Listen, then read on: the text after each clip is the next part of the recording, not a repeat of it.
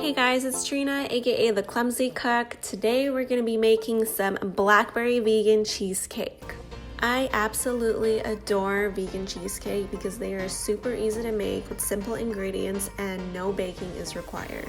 These cheesecake bites are so refreshing and so sweet that they make the perfect addition for whenever you're having that sweet tooth or craving. Alright, let's get started. So you're going to blend up some walnuts, some dates, and some almonds. So this is pretty much going to be the crust for your cheesecake. It's pretty much going to give you a real nutty kind of flavor and a crumbly kind of texture. So you can pretty much use a muffin pan or a springform pan, and what you're going to want to do is just pack that mixture in there, smooth it out.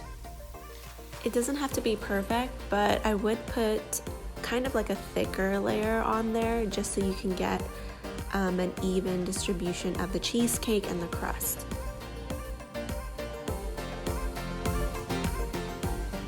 You're going to freeze this for about an hour to set.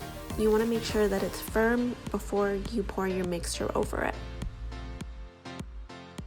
To make the filling, you're going to be soaking some cashews. You can do this overnight, or you can quick soak them by boiling them for about 5 minutes, removing them from the heat, covered, and waiting another 15 minutes.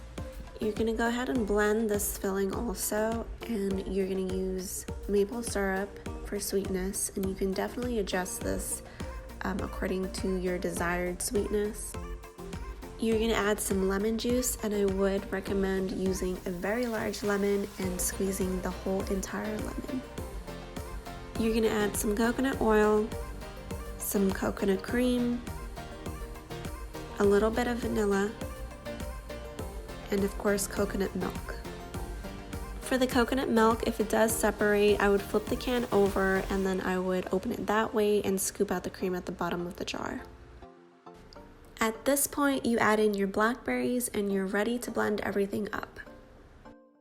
You're going to want to blend it until it's a very smooth consistency. All the seeds are blended up, everything is very mixed and well combined.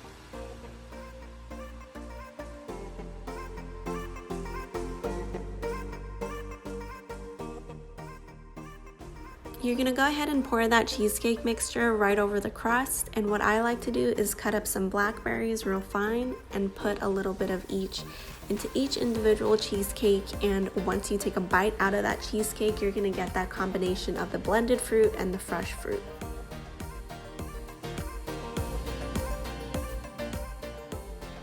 You're going to pop this back into the freezer for about 3 to 4 hours, and I would recommend taking it out 10 minutes before serving.